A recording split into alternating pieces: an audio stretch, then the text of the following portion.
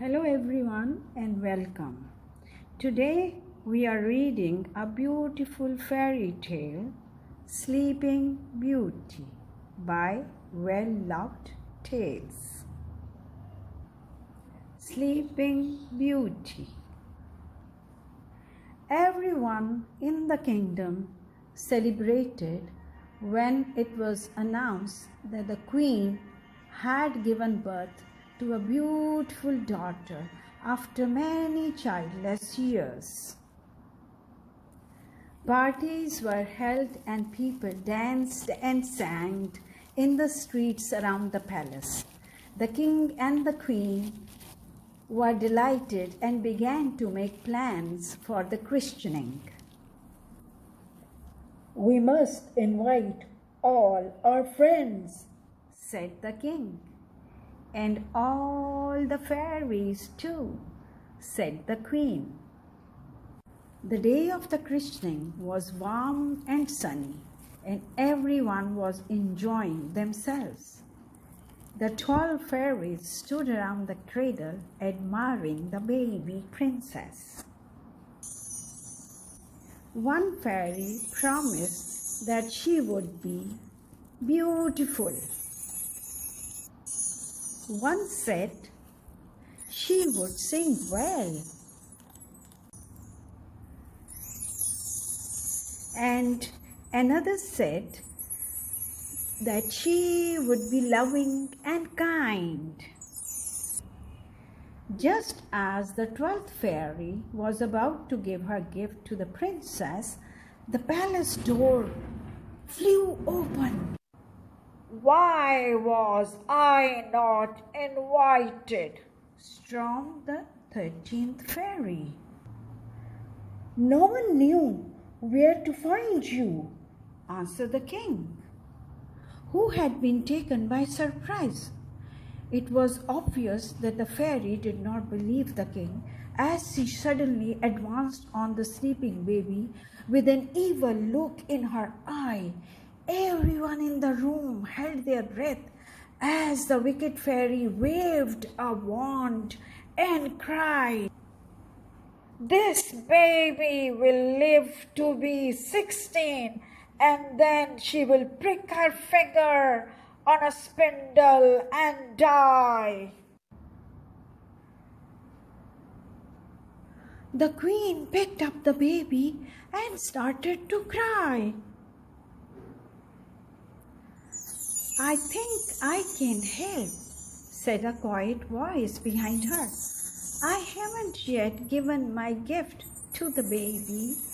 I can't remove the curse, but I can soften it. When the princess is 16, she will prick her finger, but she will not die. She will sleep for 100 years until a prince wakes her up." This comforted the queen, and she thanked the 12th fairy.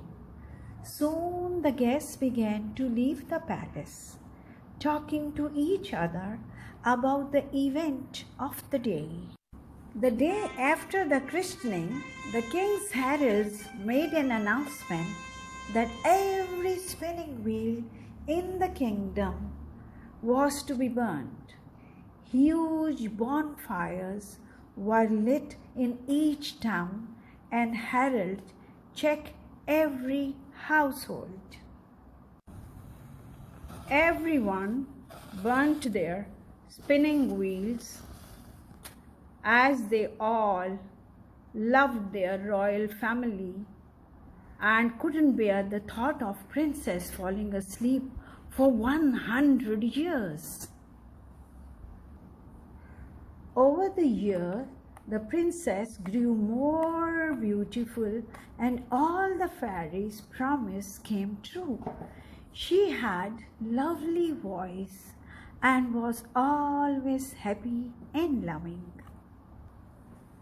The memory of the wicked fairy's curse dimmed, and the princess' parents rarely thought about it anymore. That summer, the king and queen decided to spend their time at a castle in the country. The princess would soon be 16. Their daughter spent many happy hours walking round the castle, collecting flowers and talking to animals and birds. One day, she wandered among the old buildings of the castle country yard and came across a small turret which she was curious to explore.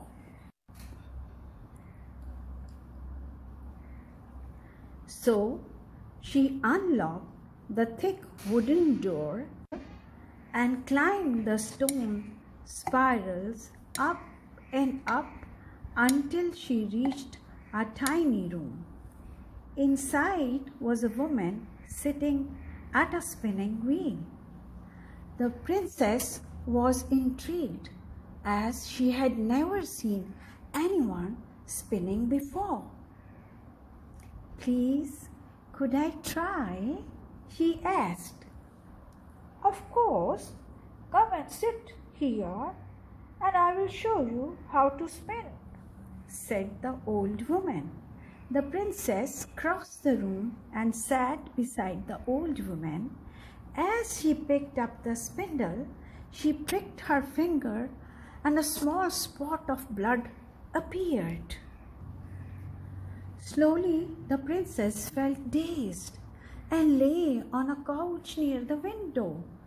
The old woman carried on spinning as though nothing had happened.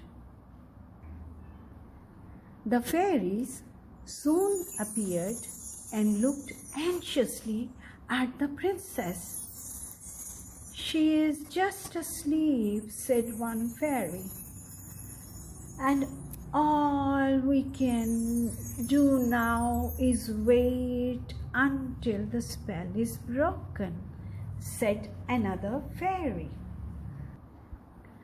Not only did the princess fall asleep, but the rest of the castle did too. The king and queen, the courtiers, the servants, and even the cook's cat slept peacefully. Everyone remained asleep for many years. Eventually, an impenetrable hedge of thorns grew protectively around the castle. One day, a young man was riding by and stopped to have a look at the castle, which was nearly hidden by the great thorny hedge. Everyone knew the stories which had spread far and wide about the beautiful princess who was asleep in the castle. Many brave men had tried to cut their way through the hedge, but to no avail. No one ever fought their way through. Suddenly, 3 fairies appeared, holding a magic sword and shield. They gave these to the young man and wished him luck, saying that the sword would be able to cut down the spiky hedge, and the shield would protect him from the thorns. The young man, who was a prince from a nearby country, felt much braver now and advanced without fear of the great hedge. To his surprise, it seems to shrink with each cut of his sword, and it took him very little time to chop our way through. The prince searched and searched all over the palace. He found the sleeping king and queen, and he knew that somewhere there must be a beautiful princess.